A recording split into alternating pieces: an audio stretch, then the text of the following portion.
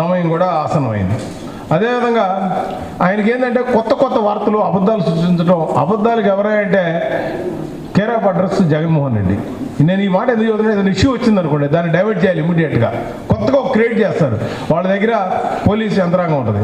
నిన్నల్లా మరి వాళ్ళ ఇంటి దగ్గరికి కంటైనరు, ఎవరైనా ఇంటి సామాన్ ట్రాన్స్పోర్ట్ చేసుకోవడానికి కంటైనర్లు చేస్తారండి.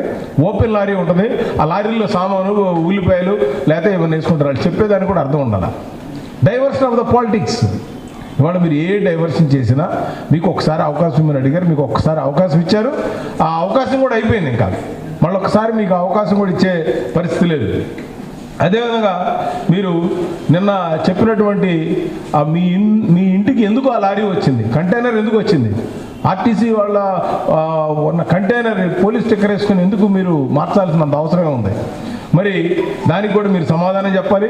ఈ రోజున మీరు డబ్బులతో రాజకీయాల్లో గెలుద్దాం అనుకుంటున్నారు. ఈ అవినీతి సొమ్ముతో, ఈ అవినీతి సొమ్ము మొత్తం కూడా ప్రజలు మీ దగ్గర డబ్బులు తీసుకునైనా సరే, ఎందుకంటే జనాలు సిద్ధంగా ఉన్నారు. వీళ్ళ దగ్గర అవినీతిగా ఇసుకలోను, మట్టిలోను, మద్యంలోను అన్నింటిలోనూ డబ్బు సంపాదించారు కాబట్టి వీళ్ళ దగ్గర గుణపాఠం పెట్టాలనే దాంట్లో వాళ్ళు నిత్యమై ఉన్నారు. కాబట్టి మీరు ఈ సందర్భంగా మీరు ఇంకొకసారి పురంధేశ్వరి గారి గురించి కనుక మాట్లాడితే పద్ధతిగా ఉండదు. ఎందుకంటే వారికి ఎన్టీ రామారావు గారి పుత్రిక, వాళ్ళకు ఫ్యామిలీకి ఒక నీతి నిజాయితీ, ఒక నిబద్ధత ఉంది.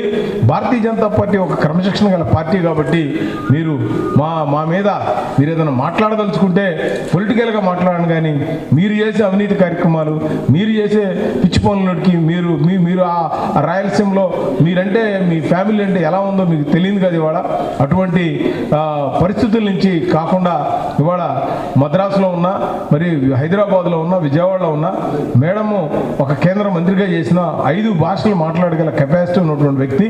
మరి ఆ మేడం గారిని మీరు మాట్లాడతాం మేము తీవ్రంగా ఖండిస్తూ ఉన్నాం. మీరు ఇప్పుడైనా మీ ఎలక్ట్ల మీద దృష్టి పెట్టుకొని ఇంటికి వెళ్ళడానికి సిద్ధంగా ఉండాలని కోరుకుంటూ మా సోదరుడు మన పార్సారథి గారిని మాట్లాడాల్సిందిగా కోరుతాం.